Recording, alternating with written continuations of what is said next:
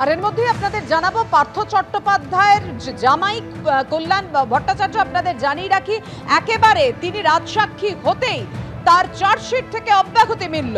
প্রাথমিক নিয়োগ দুর্নীতির মামলা থেকে পার্থ চট্টোপাধ্যায়ের জামাইয়ের অব্যাহতি, আর অভিযুক্ত নন কল্যাণময়, এখন শুধুই রাজসাক্ষী। ইডি সূত্রে এমনই খবর, চার্জশিট থেকে নাম বাদ দিতে ইডির আবেদনে সাড়া দিল আদালত।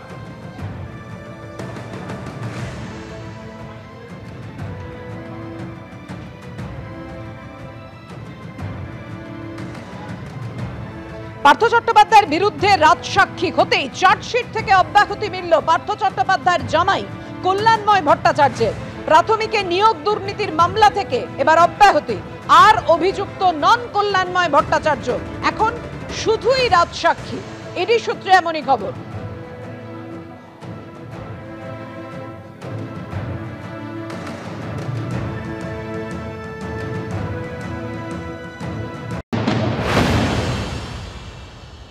সেটা এখন সাক্ষী হলো, সে প্রসিকিউশনের পক্ষে যদি সাক্ষী হয় তবে তো সে অভিযুক্ত হতে পারে না আইনত।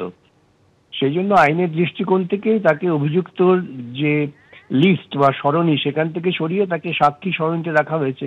কিন্তু তার মানে এই নয় যে তিনি যদি অপরাধ করে থাকেন সে অপরাধ থেকে তিনি মুক্ত হয়ে গেলেন। সেটা নির্ভর করবে আদালতের বিচার প্রক্রিয়ার উপর, এবং সেখানে যদি তার বিরুদ্ধে কোনো রকম তথ্য পাওয়া যায় তবে তার যা প্রাপ্য সাজা সে পাবে।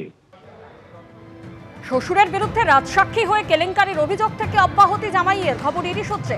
প্রাথমিকে নিয়োগ দুর্নীতি কাণ্ডে ইডির করা মামলায় আর অভিযুক্ত নন পার্থ চট্টোপাধ্যায়ের জামাই কল্যাণময় ভট্টাচার্য। ওই মামলায় এখন শুধুই রাজসাক্ষী তিনি।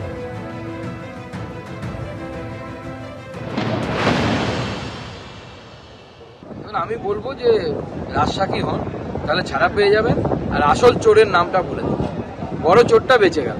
আপনারা সব হলেন ওই যে লাজায় লাজায় যুদ্ধ উলু খাগড়ার পান যায়, সেরকম যারা মাল কামালো তারা মালটা কামিয়ে নিল, আপনারা নিচু তলার যারা লোক তারা বেঁচে গেল। আমি তো বলবো পার্থবাবুকেও রাজসাক্ষী হয়ে যাওয়ার জন্য উনি যদি সেই মক্ষী রানীর নামটা বলে দেন তাহলে পরে এই কাজটা হয়ে যাবে। প্রায় 1000-এর বেশি কেস ইডি করেছে গত 4-5-6 বছরে, তার মধ্যে নাকি 2টোতে মাত্র অভিযুক্তর বিরুদ্ধে ব্যবস্থা নিতে পেরেছে, আর বাদবাকি সবই নাকি হচ্ছে নাটক এবং শূন্য গর্ভা।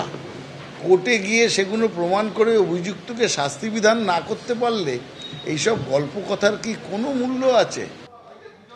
প্রাথমিকের নিয়োগ দুর্নীতি মামলায় পার্থ চট্টোপাধ্যায় তিনি জামিনের আবেদন করেছেন, কেননা গতকাল রাত থেকেই তিনি অসুস্থ রয়েছেন। সে কারণে তার আইনজীবী সিবিআইয়ের মামলায় জামিনের আবেদন করেছেন সিবিআইয়ের বিশেষ আদালতে।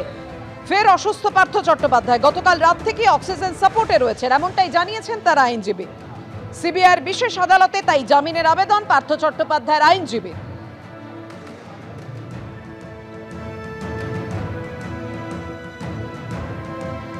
উনি আরএন টেকরে ভর্তি হয়েছিলেন, আরএন টেকর থেকে টেম্পোরারি সুস্থ হয়ে এসেছিলেন, তার রিপোর্টও আরএন টেকর কোর্টকে দিয়েছিলেন।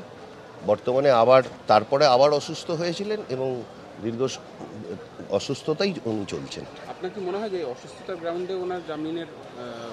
না, আমরা মেরিটে জামিনের আবেদন করেছি।